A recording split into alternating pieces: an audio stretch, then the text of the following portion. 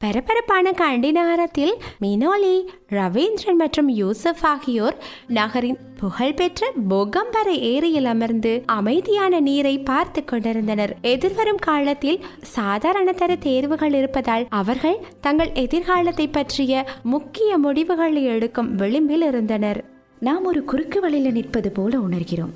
இப்போது நாம் செய்யும் தேர்வுகள் நம் எதிர்காலத்தை வடிவமைக்கும். சரியாக சொன்னாய். நான் எப்போதும் வரலாற்றில் ஆர்வமாக இருந்தேன். ஆனால் அதை சுற்றி ஒரு தொழிலை உருவாக்க முடியுமா? நான் தொழில்நுட்பத்தை விரும்புகிறேன். ஆனால் களம் மிகவும் பரந்தது. நான் எங்கு தொடங்குவது? அவர்கள் தங்களது எதிர்காலத்தை பற்றி யோசித்துக் கொண்டிருந்த போது அவர்களது பாடசாலையின் தொழில் ஆலோசகரான திருமதி ஃபாத்திமா மாலையில் நடைபயிற்சி செய்து கொண்டிருந்தார். அவர் மாணவர்களை கவனித்தார். வணக்கம் மாணவர்களே. வணக்கம் டீச்சர். நீங்கள் அனைவரும் ஆழ்ந்த சிந்தனையில் இருப்பதாக தெரிகிறது. நீங்கள் எதையாவது விவாதிக்க விரும்புகிறீர்களா? கல்வி தகமையை எங்கள் வாழ்க்கையுடன் இணைக்க முடியுமா என நாங்கள் சந்தேகத்துடன் இருக்கின்றோம். கல்வி மற்றும் தொழில் ஒரு உன்னதமான புதிர். நினைவில் கொள்ளுங்கள், கல்வி என்பது கல்வியாளர்களை பற்றியது மட்டுமல்ல, உங்கள் ஆர்வங்கள் மற்றும் ஆற்றல்களை கண்டறிவதாகும். உங்கள் வாழ்க்கை அதன் பிரதிபலிப்பாக இருக்க வேண்டும். ஆனால் நமக்கு எது சரியானதென்று எப்படி தெரியும்? உங்களை நீங்கள் புரிந்து கொள்வதன் மூலம் இதனை ஆரம்பியுங்கள். உங்களுக்கு எதில் ஆர்வம், நீங்கள் எதில் பலமானவர் என்பதை பட்டியலிடுங்கள். அவற்றுடன் ஒத்துப்போகும் ஆராய்ச்சி தொழில்கள், இன்டர்ன்ஷிப்பை தேடுங்கள்.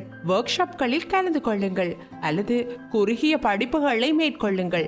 இந்த உலகம் பாரம்பரிய வழிகளை மட்டுமல்ல, பல வழிகளையும் வழங்குகிறது. ஆனால் நாம் தவறாக தேர்வு செய்தால் என்ன செய்வது? ஒவ்வொரு அனுபவமும் உங்களுக்கு ஏதாவது ஒன்றை கற்றுக் கொடுக்கிறது.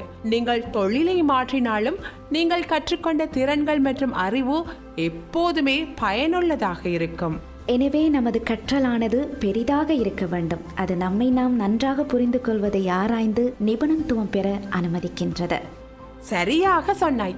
இன்றைய ஆற்றல் மிக்க உலகில் நிபுணத்துவம் வாய்ந்தவராக இருப்பது போலவே சிறப்பாகவும் எதையும் மாற்றி அமைக்க கூடியவராகவும் இருப்பது முக்கியம். நினைவில் கொள்ளுங்கள், உங்கள் கல்வி ஒரு கருவிதான். உங்கள் ஆர்வமும் அர்ப்பணிப்பும் உங்கள் வாழ்க்கையை எப்படி வடிவமைக்கிறீர்கள் என்பதை தீர்மானிக்கிறது.